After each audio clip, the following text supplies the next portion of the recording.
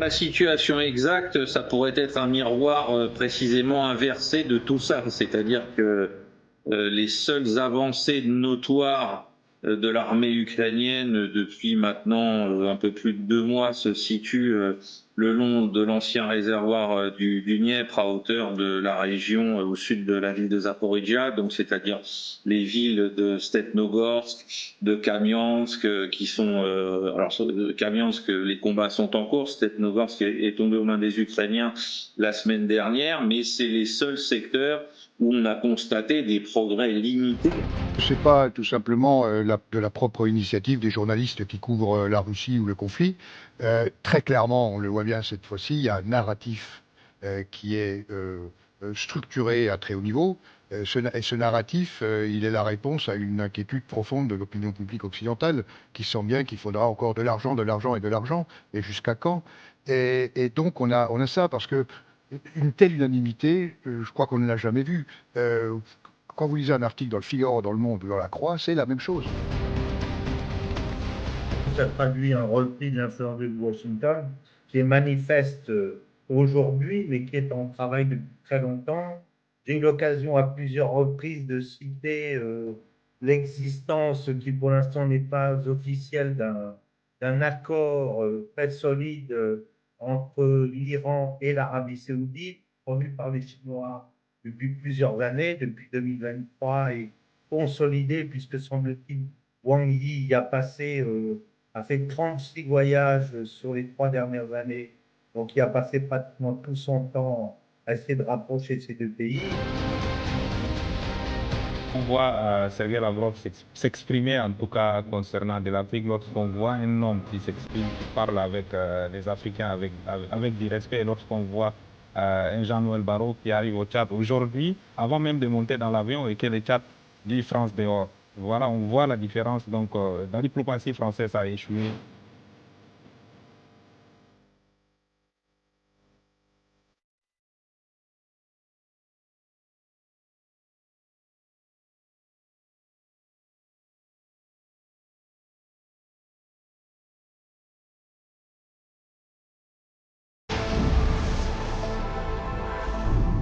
Ici Moscou, les Français parlent aux Français, les francophones parlent aux francophones. Bienvenue dans votre émission politique préférée en direct sur RT en français.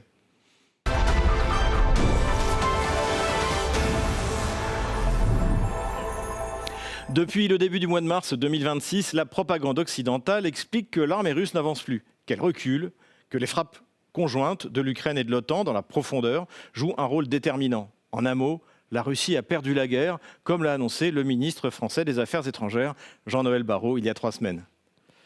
Est-ce que, à défaut de la gagner, Vladimir Poutine n'est-il pas en train potentiellement de perdre cette guerre ? Mais il l'a déjà perdu. Il l'a déjà perdu.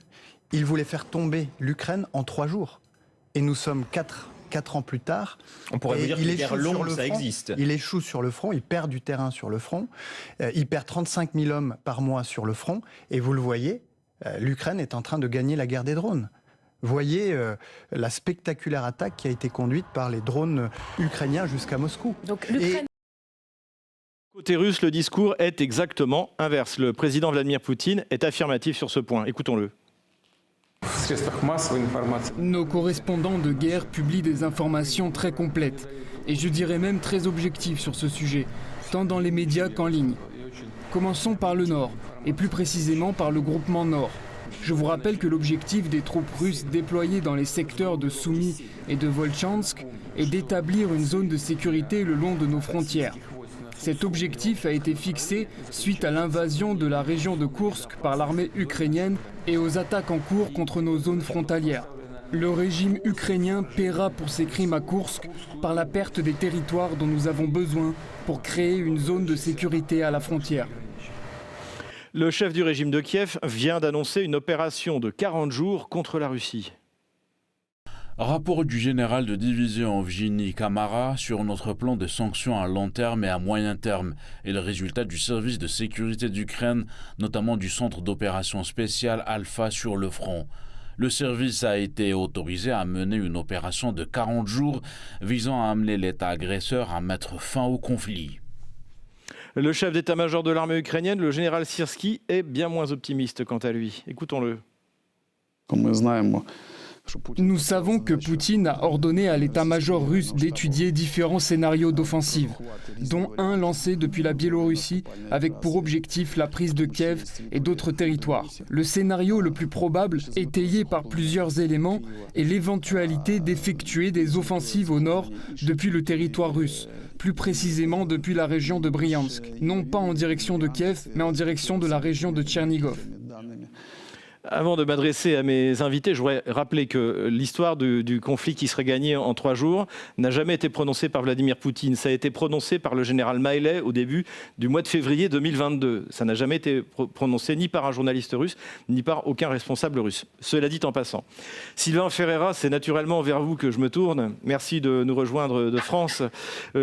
On nous sert un narratif comme quoi l'armée ukrainienne est en train de reconquérir les places perdues, que les frappes dans la profondeur sont dévastatrices sur la Russie, que la Russie, comme le dit Jean-Noël Barrot, a perdu la guerre. Quelle est la situation exacte ? Alors la situation exacte, ça pourrait être un miroir précisément inversé de tout ça. C'est-à-dire que les seules avancées notoires de l'armée ukrainienne depuis maintenant un peu plus de 2 mois se situe le long de l'ancien réservoir du Dniepr à hauteur de la région au sud de la ville de Zaporijia, donc c'est-à-dire les villes de Stepnogorsk, de Kamiansk qui sont alors Kamiansk, les combats sont en cours, Stepnogorsk est tombé aux mains des Ukrainiens la semaine dernière, mais c'est les seuls secteurs où on a constaté des progrès limités, parce que ce n'est pas des centaines de kilomètres carrés qui ont été repris par l'armée ukrainienne dans cette zone. Et partout ailleurs, c'est l'armée russe, bien évidemment, qui progresse, comme le disait Vladimir Poutine lui-même, y compris dans le secteur au nord, donc entre Soumy et Velike Burluk, c'est l'armée russe qui est à l'offensive, avec des combats qui se sont intensifiés ces 15 derniers jours dans ces 2 secteurs, quasiment simultanément. On assiste au niveau de Kupiansk à l'achèvement de la réduction de la tête de pont ukrainienne à l'est de l'Oskol, et concomitamment à la réduction de cette tête de pont, on assiste à des combats de reconquête des quartiers occidentaux de Kupiansk qui avaient été repris avec le grand spectacle de Volodymyr Zelensky au début du mois de décembre l'année dernière. Et puis après, on a Krasny Liman qui est aux mains des Russes, on va dire à 60%, en étant pessimiste côté russe et optimiste côté ukrainien. On a les pointes les plus avancées des groupes de reconnaissance et d'action en profondeur russes qui sont maintenant à peu près 10 km, peut-être moins de 10 km de Kramatorsk et de Slaviansk. Konstantinovka est probablement en cours de sécurisation, sinon totalement conquise par les forces russes, qui représentent une victoire urbaine majeure, parce que quand on voit l'agglomération de Konstantinovka et les défenses, les triples réseaux de défense de cette ville, ça va être encore une fois une nouvelle grande victoire de guerre urbaine de l'armée russe qui va s'ajouter à la liste qui a commencé par la victoire de Mariupol il y a un peu plus de 4 ans. Et puis surtout, il y a un autre secteur dont personne ne veut nous parler ici en Europe occidentale, qui est pourtant le secteur le plus, alors peut-être pas le plus important, parce que pour moi le Schwerpunkt russe reste dans le Donbass, mais qui est la zone d'effort secondaire numéro 1 de l'armée russe, c'est-à-dire tout ce qui se déroule à l'ouest de Goulia-Polier en direction alors vers l'ouest, vers Orikiv, et surtout une ville dont personne ne veut parler, vers le nord de Goulia-Polier, le nœud, le carrefour stratégique de Pokrovsk, pas Pokrovsk, mais Pokrovsk, avec des possibilités, si cette ville tombe, pour l'armée russe de partir un peu comme un feu d'artifice dans tous les sens, vers le nord, vers l'est, vers l'ouest, directement en direction de Zaporijia. Donc c'est une bataille extrêmement intense qui a été préparée par des bombardements extrêmement violents de la part des VKS et puis bien évidemment des dronistes et de l'artillerie russe depuis le début du printemps. Et là, on assiste à une avancée méthodique, régulière et constante de la part des forces russes. Et il ne faut pas s'y tromper, c'est là aujourd'hui que les Ukrainiens mobilise les unités qui sont prélevées sur d'autres secteurs du front pour mener des contre-attaques locales et tenter d'enrayer cette offensive, ce secteur d'offensive qui, pour moi, risque de décider beaucoup de choses en plus de ce qui se passe dans le Donbass. Merci Sylvain pour ce tour de la ligne de front très précis. Gilles Rémy, comment vous expliquez ce décalage entre le récit qu'on entend dans les médias occidentaux, parlons des médias français en particulier, parce qu'on a entendu à plusieurs reprises, en 2023 par exemple, l'offensive d'été qui devait permettre de reprendre la Crimée, ils avaient mis le paquet au niveau de la communication, mais il y avait quand même toujours une certaine retenue. Là, et puis malgré tout, l'armée ukrainienne était réellement à l'offensive avec une concentration des troupes, etc. Là, on n'observe rien de sérieux sur le terrain du côté ukrainien. Comment vous expliquez le décalage entre ce narratif et la réalité, voilà. Ouais, moi je pense que c'est pas tout simplement de la propre initiative des journalistes qui couvrent la Russie ou le conflit. Très clairement, on le voit bien cette fois-ci, il y a un narratif qui est structuré à très haut niveau. Et ce narratif, il est la réponse à une inquiétude profonde de l'opinion publique occidentale, qui sent bien qu'il faudra encore de l'argent, et jusqu'à quand? Et donc on a ça, parce que une telle unanimité, je crois qu'on ne l'a jamais vue. Quand vous lisez un article dans le Figaro, dans le Monde ou dans la Croix, c'est la même chose. C'est la même chose avec les mêmes arguments, etc. Et on envoie quelques journalistes sur le terrain, aux côtés des braves, des brillants et des glorieux soldats ukrainiens sur le terrain pour essayer de conforter cette thèse générale. Je pense tout simplement que je n'ai pas l'expertise, effectivement, qu'on a pu entendre sur la réalité du terrain. Moi, j'ai plutôt tendance pour me faire une opinion, de regarder les boucles Telegram, y compris russes, voire parfois ukrainiennes, et qui sont très critiques d'ailleurs depuis le début de la guerre, envers l'état-major et même le pouvoir. Et on voit bien qu'il y a effectivement un changement sur le terrain. Ahmad. Écoutez, moi je ne suis pas militaire et je ne suis pas spécialiste, en tout cas comme notre ami, mais lorsqu'on regarde les chiffres, lorsqu'on voit en tout cas ce qui se passe dans les médias, les médias poubelles comme je le nomme tout le temps, lorsqu'on voit des chiffres, la réalité sur le terrain, l'armée russe libère 11 localités en une semaine. Aujourd'hui, Konstantinovkaya est à 96 ou plus de 96% sous contrôle russe. Mais lorsqu'on regarde les médias, on entend assez souvent que la Russie est en train de perdre, la Russie est en train de reculer. Chaque année, c'est la même chanson en fait. La Russie va perdre, nous allons gagner la guerre. Et lorsqu'on entend Jean-Noël Barrot, quelqu'un qui n'est même pas crédible, c'est drogué, qui nous chante que la Russie va tomber, cette année la Russie va tomber, l'été prochain la Russie va tomber. Mais lorsqu'on voit la réalité sur le terrain, en une semaine, un régime, moi je ne nomme même pas un régime puisque c'est une organisation qui terrorise, c'est une organisation qui vise des écoles pour tuer en tout cas des filles, c'est une organisation terroriste qui est là, qui dit qu'il va gagner cette guerre, qui perd 8600 soldats en une semaine. C'est quand même, lorsqu'on voit en tout cas ce qui se passe dans les médias occidentaux, on peut directement dire que l'Ukraine va gagner. Tout ça, c'est pour piquer encore des sous des pauvres Européens. Une petite question, en plus, en Afrique, disons, en tout cas au Tchad, d'où vous venez, quel narratif dans les médias, on entend quel narratif sur ce qui se passe? Réaliste ou on reproduit le narratif occidental? Les médias, en tout cas, tels que je vais les nommer, mais malheureusement, je peux les nommer, France 24 et RFI et TV5 Monde, qui sont basés en Afrique, qui chantent tout le temps que l'Ukraine est en train de perdre, la Russie est en train de reculer. Mais ce qu'ils ont oublié actuellement, il y a l'Internet, il y a des sources alternatives telles que RT, Sputnik, d'autres médias qui sont là, alternatifs qu'on peut consulter, qu'on peut voir, et d'autres médias même occidentaux, même français, qui font des travaux en tout cas objectifs. Et les médias officiels africains? Dans les médias officiels africains, ça dépend de quel pays, mais en global, aujourd'hui, les Africains savent une chose, que la Russie mène une bataille pour l'humanité.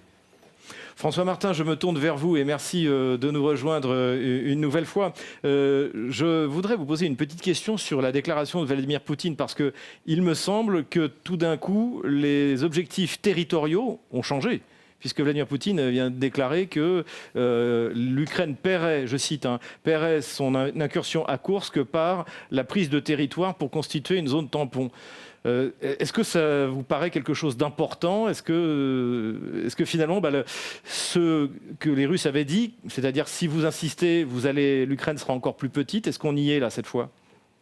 Je crois que Vladimir Poutine, en même temps, prépare la suite et en même temps envoie un message à ses adversaires occidentaux pour leur dire si vous faites les andouilles, vous paierez 2 fois plus. Donc, d'abord, je remarquerai une chose par rapport à la question précédente, c'est qu'en général, à chaque fois que l'Occident tout entier dit que Zelensky est en train de gagner, c'est en général ou c'est parce qu'il est en train de perdre effrontément, donc il faut dire copieusement le contraire pour masquer, masquer la misère, ou c'est parce qu'il a besoin d'argent, ou c'est les deux.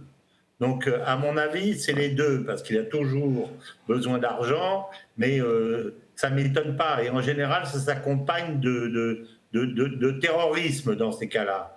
Et en substrat de tout ça, moi, je reprendrai ce que tu as fait la remarque toi-même, qui était celle de Youssef Indy récemment, à savoir qu'aujourd'hui, cette guerre devient existentielle pour les pays occidentaux parce qu'ils voient que la défaite est proche et qu'eux n'y survivront pas, puisqu'ils se sont mis dans le camp des perdants. Dans ce cas-là, il y a 2 attitudes. La première, la plus intelligente, qui consiste à retourner vite sa veste et à venir à Moscou avant que ça soit trop tard. Comme il est dit d'ailleurs dans la Bible, si tu vois que ton ennemi se rapproche et que ses troupes sont plus importantes que les tiennes, tu te dépêches de lui envoyer une ambassade pour négocier la paix avant qu'il soit devant tes murailles. Bon, nous, on est en train de faire le contraire. Donc, on se prépare à couler et donc, à ce moment-là, on hurle avec frénésie.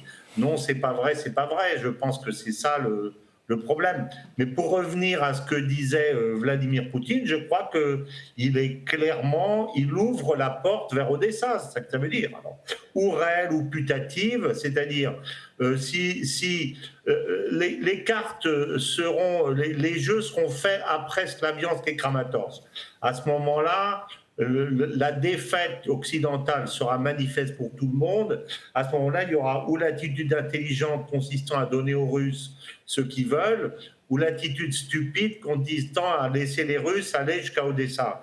Et c'est ce que Poutine est en train de leur dire. Est-ce que vous voulez que j'aille à Odessa ou non? En gros, c'est ça que je comprends derrière cette phrase. Vous voulez réagir, Ahmed? Oui, exactement. Je voulais parler à propos de Zelensky. Lorsque tout à l'heure on a vu les chefs, je ne sais pas de quoi, du régime terroriste ukrainien, qui parlaient de difficultés sur le terrain. Aujourd'hui, on voit que l'Ukraine manque cruellement des effectifs. On voit des gens, et tout le monde le sait, hein, même dans les médias africains, parfois on montre des images qu'on force les gens pour les embarquer dans la guerre. Et déjà même, ils ont commencé leur propagande avec l'aide de certains médias français pour essayer de laver les cerveaux des Africains pour les faire venir combattre en Ukraine. Ce qui est sûr, comme notre cher ami vient de le dire, il est temps de venir négocier avec Moscou, puisque ce qui se passe actuellement en Ukraine, ils ont amené des mercenaires de Colombie, d'autres régions, et quand la guerre va terminer, qu'est-ce qui va se passer? C'est ça pour l'Europe. Du côté européen, on continue à financer, tant bien que mal, comme vient de le rappeler François Martin, en espérant que Washington reprendra sa place de leader de la coalition. C'est ce qu'avait annoncé Emmanuel Macron au moment du G7, souvenez-vous. Le président Trump, comme nous tous, on a juste acté qu'il n'y avait pas de volonté sérieuse de la Russie, aujourd'hui, de discuter la paix. Et donc, je ne sais pas vous dire s'il y aura un avant, un après, ce n'est pas à moi d'en juger, ce sont les faits qui vous le diront, le sommet d'Évian. Ce que je peux vous dire, c'est qu'il y a eu un pendant. Il y a eu un moment Évian, à coup sûr sur l'Ukraine. Et ce moment, c'est que tout le monde a écouté l'état de la situation par le président Zelensky avec beaucoup de respect, que tout le monde a constaté que l'Ukraine résistait beaucoup mieux que certains ne pouvaient le penser, et que la Russie était dans une situation difficile, et que tous nous avons dit on va accroître notre soutien à l'Ukraine, que tous nous avons dit nous allons accroître la pression sur la Russie, et que tous nous avons dit nous devons tenir ce chemin. Pourtant, ce dont le régime de Kiev a besoin, ce ne sont pas des mots, mais des lingots. C'est ce qu'a rappelé le ministre ukrainien de la Défense, Mikhailo Fedorov, aux médias américains Politico. L'Ukraine a besoin de fonds pour contenir la Russie, déclare le ministre ukrainien de la Défense à Politico. Nous avons besoin d'une aide supplémentaire pour achever notre mission, a déclaré le ministre ukrainien de la Défense, Mikhailo Fedorov, à Politico. Si nous disposons des ressources nécessaires pour lancer un nouveau cycle d'innovation militaire avant que la Russie ne s'adapte au cycle actuel, cela nous fera 6 mois supplémentaires de gagner. Dans une guerre technologique, on constate à quelle vitesse on peut renverser la situation. Tout dépend de la rapidité du financement et de nos actions, a ajouté Fedorov, précisant « l'Ukraine protège l'Europe entière des Russes ». Mais simultanément, le grand banditisme ukrainien fait parler de lui à l'international, et notamment à Monaco, où un attentat a eu lieu contre un oligarque ukrainien en disgrâce. Un fait évoqué par le Figaro. Oligarque mis en garde, suspect toujours en cavale. À Monaco, les enquêteurs s'orientent vers la piste ukrainienne. À l'arrivée de l'oligarque ukrainien Vadim Ermolaev, de son fils et de sa compagne, l'homme se lève et remonte la pente d'une ruelle limitrophe en empruntant le chemin de la Noix, où quelques foulées suffisent à quitter le territoire monégasque. Il lui faudra une poignée de secondes à peine pour gravir cette frontière de bitume. Le temps pour lui de déclencher l'explosion, avant de rejoindre la commune française de Beausoleil. Gilles Rémy, je vais recommencer par cette affaire à Monaco. Alors, j'ai vu juste avant le début de l'émission qu'a priori, il y avait eu 2 suspects qui avaient été arrêtés. Donc, on en saura peut-être plus. Quel impact ça peut avoir, ce qui s'est passé à Monaco ?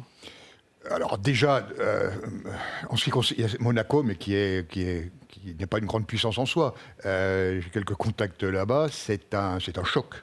C'est un choc, c'est le premier attentat de ce type dans une principauté, dans un pays dont le modèle économique, c'est la sécurité. Personne ne vit à Monaco pour la beauté du site ou pour son architecture. On vit là-bas parce qu'on veut effectivement, pour une part des étrangers, c'est même pas l'aspect fiscal, c'est l'aspect sécurité.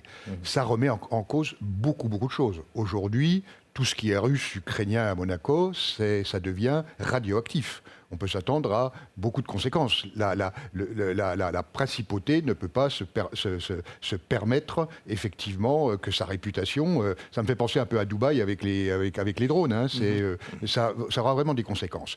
Pour le reste, maintenant, on sait... C'est pas un homme, hein, c'est une femme. Elle est identifiée. Ouais. C'est une Ukrainienne qui est résidente en Allemagne. 2 autres hommes complices ont été identifiés. Il est clair que c'est un acte qui est commandité du côté ukrainien. Alors, du côté même le Figaro le dit. Hein, même le Figaro le dit, ça c'est très clair. Pour le coup, je ne sais pas d'ailleurs si LCI a pu démarrer, enfin c'est les Russes, mais en tout cas, ce n'est pas les Russes. C'est clair pour tout le monde. Ce qui veut dire qu'on a quand même maintenant un État, que ce soit le SBU ou la mafia ukrainienne, ça ne change pas grand-chose, les choses étant tellement imbriquées en Ukraine. Donc on a de plus en plus... C'est pas le premier cas, hein, mais celui-là, il est hautement symbolique. On a un régime ukrainien qui maintenant recourt à ce type d'action. On peut imaginer sur ce qui se passera, la guerre terminée ou même avant la fin de la guerre. Sylvain Ferreira, oui, ça je pense que c'est un point important. C'est-à-dire qu'on a d'un côté un régime ukrainien qui continue à demander de l'argent, des responsables européens qui nous expliquent qu'il faut continuer à en donner, et là on assiste finalement à la première exportation de ce qui pourrait se passer après la guerre, lorsque les frontières seront ouvertes, c'est-à-dire la mafia ukrainienne va se répandre. Et en plus, le Yermolaev est de Dniepropetrovsk, qui est une des villes les plus mafieuses d'Ukraine, avec des call centers qui sont la source de revenus énormes. Sylvain Ferreira, votre analyse?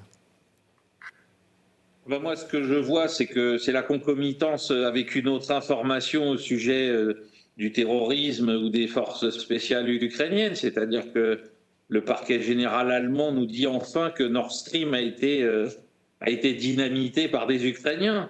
Je trouve que la concomitance des 2 événements est assez spectaculaire et intéressante.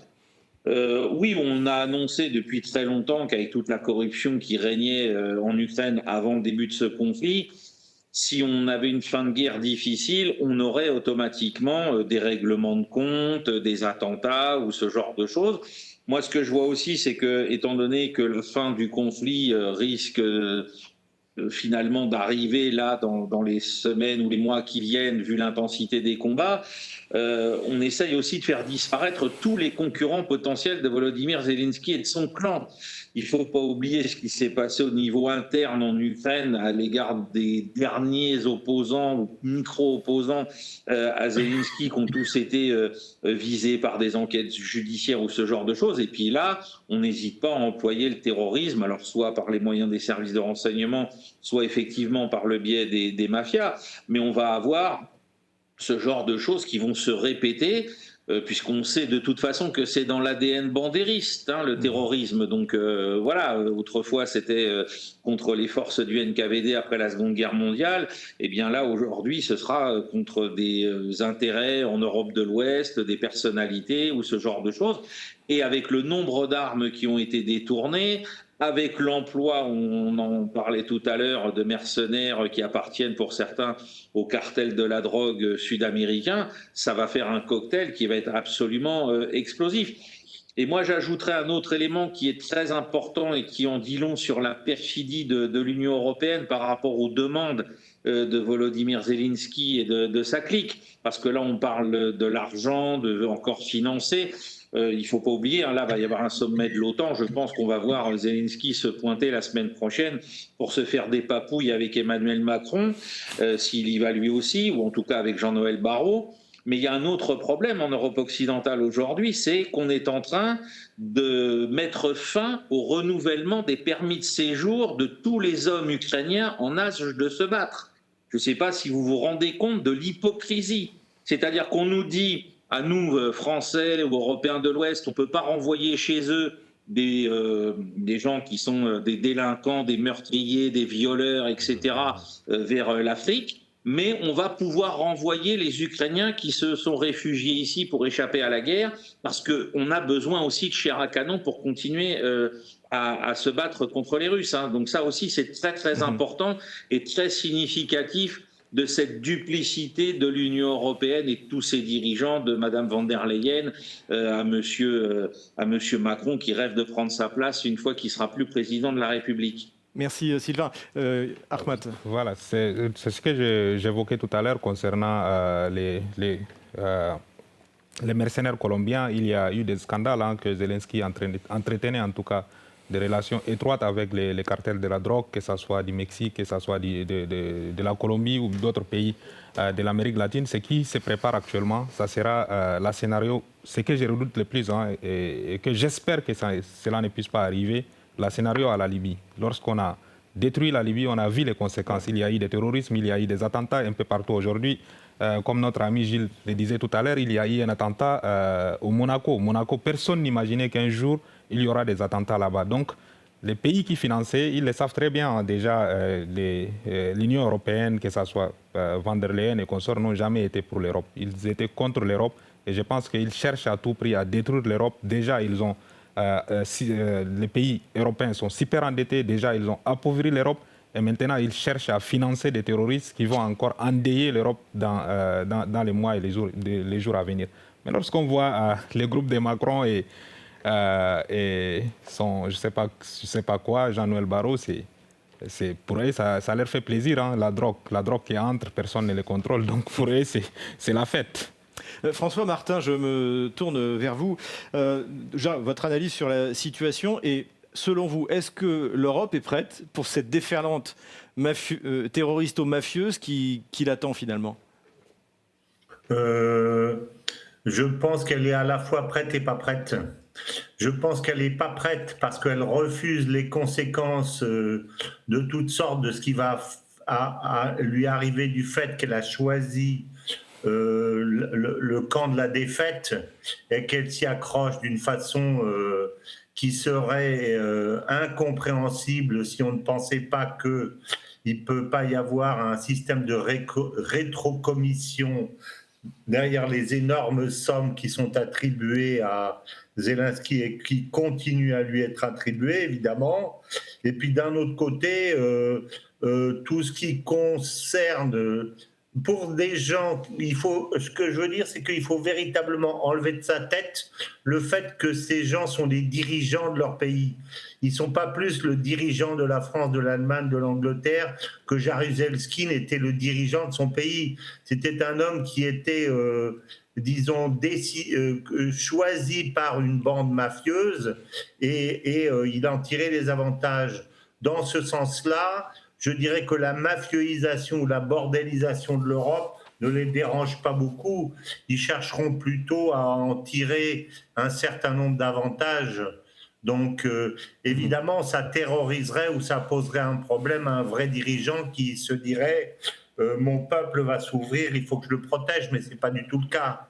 Ce ne sont plus des dirigeants depuis longtemps, ce sont eux-mêmes ou des chefs mafieux ou des protecteurs de mafia. Donc, je pense que dans ce sens-là, ça ne les dérange pas.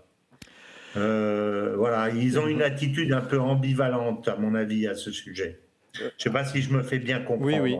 Ahmad, vous voulez résumer rapidement pour que... Oui, je disais, en parlant d'Emmanuel Macron, une personne qui a déjà assez de problèmes avec son colocataire, je ne sais pas si...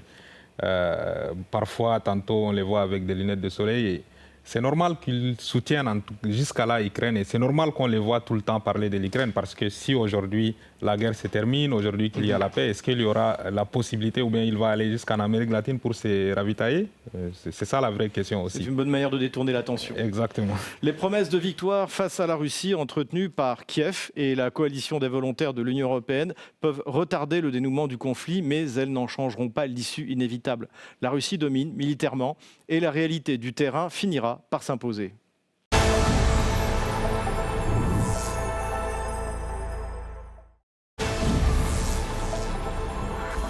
Malgré des soubresauts, la trêve de 60 jours pour les négociations entre Washington et Téhéran se prolonge. Cependant, Téhéran refuse de laisser la main à l'administration américaine et mène ses propres négociations, notamment avec le Qatar, comme l'a expliqué le représentant du ministère des Affaires étrangères iranien Esmail Baghaei. Ce qui devrait se passer demain à Doha, c'est une discussion portant sur la mise en œuvre de dispositions découlant du protocole d'accord, y compris celles qui concernent le déblocage des avoirs bloqués de l'Iran et qui se fera avec les parties qataris. Par conséquent, j'insiste encore une fois, nous n'avons prévu aucune rencontre à aucun niveau avec la partie américaine pour les prochains jours. Dans le même temps, le New York Times affirme que Téhéran et Oman sont sur le point de se mettre d'accord pour faire payer le passage du détroit d'Ormuz, et cela dans le dos des Américains. Après la guerre entre les États-Unis et l'Iran, Oman proposerait un plan de redevance pour le détroit d'Ormuz. L'Iran et Oman, alliés des États-Unis, progressent sur l'idée de faire payer les navires passant par le détroit d'Ormuz, malgré les objections formulées publiquement par les Américains, selon un responsable et 4 diplomates iraniens informés du dossier. De l'autre côté de la ligne de front, le torchon brûle entre Tel Aviv et Washington. Benjamin Netanyahou affirme que la guerre contre l'Iran, le Hamas et le Hezbollah n'est pas terminée et qu'Israël n'a plus besoin des États-Unis. Voulez-vous mettre fin au soutien américain ? Oui, c'est comme une allocation sociale. Nous ne voulons pas. Je dirais maintenant que nous pouvons aussi, puisque notre économie va bientôt atteindre 1000 milliards de dollars. Ce n'est plus une petite économie, pas énorme, mais déjà une économie de niveau international. Nous pouvons financer nous-mêmes cette part de notre budget que nous recevons des États-Unis. Alors quand ce processus va-t-il commencer ? Je voudrais qu'il commence dès cette année. L'ambassadeur des États-Unis à Tel Aviv, Mike Huckabee, s'est montré plus conciliant. Quand j'entends des gens se demander si l'Amérique et Israël pourraient se séparer et ne plus jouir de ce partenariat extraordinaire, je réponds non, non, non. Il faut bien comprendre une chose. Nous ne sommes pas aussi stupides. J'espère que nous ne le serons jamais. En réalité, c'est comme un mariage incroyable entre Israël et les États-Unis. Et quand on me demande si nous allons rompre, je réponds aucune chance. Car aucun des deux pays ne pourrait payer la pension alimentaire en cas de rupture. C'est pourquoi nous resterons partenaires pour toujours. Sylvain Ferreira, je me tourne vers vous. Est-ce que Israël peut s'en sortir sans l'aide américaine, selon vous ? Ah non, absolument pas. Non, parce que même si... alors déjà, il y a le point de vue bête économique. Les États-Unis injectent des sommes colossales dans l'économie israélienne, mais il y a aussi, et bien évidemment, c'est le plus important, l'aspect militaire de fourniture d'armes. Et on l'a vu, que ce soit l'année dernière avec la guerre des 12 jours, et là avec encore plus de difficultés pendant la période des échanges de tirs de missiles avec l'Iran. Sans le parapluie protecteur, notamment les missiles Avros, SAD, etc., Patriot, Israël ne peut pas s'en sortir. Et même avec ça, elle a eu énormément de mal à s'en sortir. Donc aujourd'hui, il faut à tout prix que les Américains restent présents pour assurer la sécurité.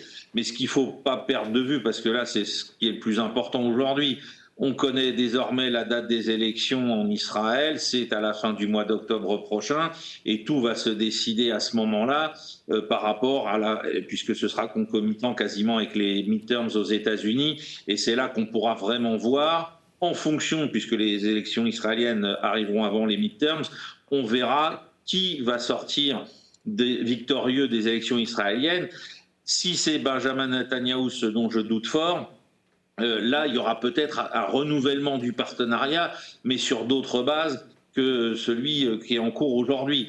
Parce que là, celui qui est en cours aujourd'hui, même les tenants de l'AIPAC aux États-Unis ont bien compris que Netanyahou était complètement fou, qu'il était entouré de gens qui sont complètement fous, Smotrich, Ben Gvir, etc., et que ça dépasse toutes les limites du raisonnable sur le plan du crédit qu'avait la communauté juive internationale depuis la fin de la Seconde Guerre mondiale, qu'il a été entamé partout, au point qu'on a vu quelqu'un ici en France comme Alain Finkielkraut finir par avouer face caméra que les colons israéliens ou que les supporters de Ben Gvir étaient des nazis. Il a employé ce mot.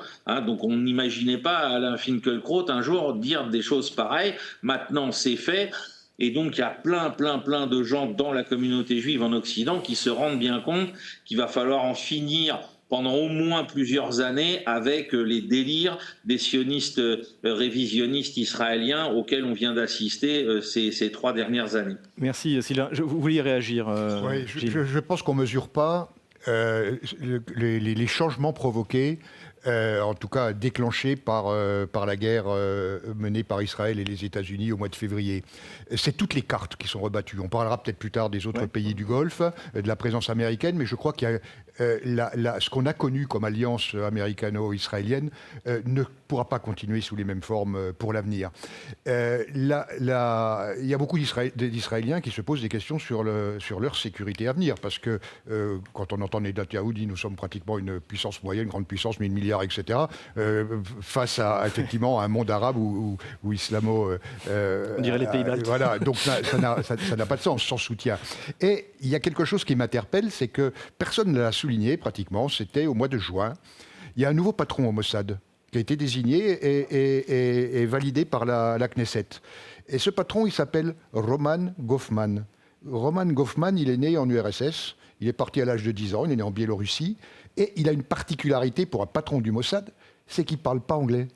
Il ne parle pas anglais. Et quand on sait effectivement les liens qu'il peut y avoir entre la CIA, les organes de sécurité américains et le Mossad, on se dit mais c'est quoi ce choix? Moi j'ai tendance à penser que dans un monde qui va évoluer, Israël, pour sa sécurité, ne peut pas compter seulement sur la carte américaine et rester dans un système de conflit avec ses voisins. Et ce Goffman est déjà venu en Russie. Il a déjà mené des discussions et je pense que c'est peut-être le signe qu'il peut y avoir une prise de conscience. Je ne parle pas de Netanyahou, bien que Netanyahou ait validé cette nomination, mais je pense qu'on aura une totale configuration complètement différente sur la région. Ahmad. Netanyahou, actuellement, en tout cas, on sait qu'il joue à son propre jeu. Il s'est engagé sur plusieurs fronts à la fois, qui n'arrive même pas à les tenir. L'Iran lui a démontré que il n'est pas en capacité de se battre contre lui. Donc maintenant, il cherche, comme les élections approchent, comme notre ami Gilles vient de le dire, il cherche seulement à sauver la face pour montrer que nous sommes forts, nous pouvons s'en sortir toutes seules. Mais les guerres qu'il a déclenchées, ils auront des conséquences. Actuellement, même les Juifs, quand on parle d'Israël, il faut dissocier les Juifs et du régime de Benjamin Netanyahu. C'est un régime qui est nazi, ça il faut le dire sans avoir peur des mots. C'est un régime qui est basé sur l'apartheid. Et je pense qu'aujourd'hui, la majorité même des Juifs à travers le monde ne partagent pas les mêmes visions que Benjamin Netanyahu. Et je pense que dans l'avenir, soit il va continuer ce qu'il a commencé, puisqu'il a autant de dossiers, il perd donc, il a peur, s'il perd les élections, il va être poursuivi par la justice de son pays. Il est un peu détesté un peu partout, donc maintenant il cherche tout simplement à sauver la face. François Martin, dans la première partie donc, des extraits qu'on a montrés, il y a ce rapprochement finalement entre, en tout cas ces discussions qui ont lieu entre le Qatar et l'Iran, entre l'Iran et Oman, et qui se font visiblement dans le dos des États-Unis. Est-ce que c'est juste ce qu'on voit de l'extérieur et que c'est faux, ou est-ce que c'est quelque chose de plus profond par rapport à... et que ça traduirait un repli de l'influence de Washington ? Moi, je pense que ça traduit un repli de l'influence de Washington qui est manifeste aujourd'hui, mais qui est en travail depuis très longtemps. J'ai eu l'occasion à plusieurs reprises de citer l'existence, qui pour l'instant n'est pas officielle, d'un accord très solide entre l'Iran et l'Arabie saoudite, promu par les Chinois depuis plusieurs années, depuis 2023, et consolidé, puisque semble-t-il, Wang Yi a fait 36 voyages sur les 3 dernières années. Donc, il a passé pratiquement tout son temps à essayer de rapprocher ces deux pays. Derrière le vaisseau amiral saoudien, il y a l'ensemble des pays du Golfe qui suivront et qui partiront vers la mer de Chine, sauf peut-être les Émirats arabes unis, mais on sent une perte d'influence extrêmement forte, et certains spécialistes américains, je pense que Douglas McGregor a eu l'occasion de le dire, que les conséquences de cette guerre Iran seraient pires que la guerre du Vietnam. La guerre du Vietnam, c'est un petit confetti du monde qui part de l'égide américaine, et regardez à quel point de ce qu'on en a dit, ça c'est quand même le bastion le plus solide des États-Unis en direction de l'Orient qui tombe en ce moment. Donc je pense que c'est une perte d'influence des États-Unis. Et je finirai en disant que toutes les déclarations de Trump d'un côté et de l'autre, ce que un politicien américain a dit lorsque règle numéro 1, quand tu es dans un trou, arrête de creuser. Ces phrases disant je vais les rendre à l'âge de pierre, et après 2 heures après disant on peut s'entendre avec eux, etc. C'était évidemment destiné à ses électeurs, mais ces patouillages ont eu une influence. Je suis persuadé que pour tous les dirigeants du monde, la perte d'influence de Trump et des États-Unis en général a été extraordinairement forte. Les conséquences de cette guerre seront cataclysmiques, je suis d'accord. Merci François Martin. Voilà. Dans les narratifs des médias européens, l'Ukraine a repris la vedette au Moyen-Orient. Pour autant, rien n'est réellement terminé. Washington acceptera-t-il de la recomposition qui s'annonce, et Tel Aviv se résoudra-t-il à ce qui ressemble de plus en plus à une défaite? C'est ce que nous allons suivre avec vous sur RT en français.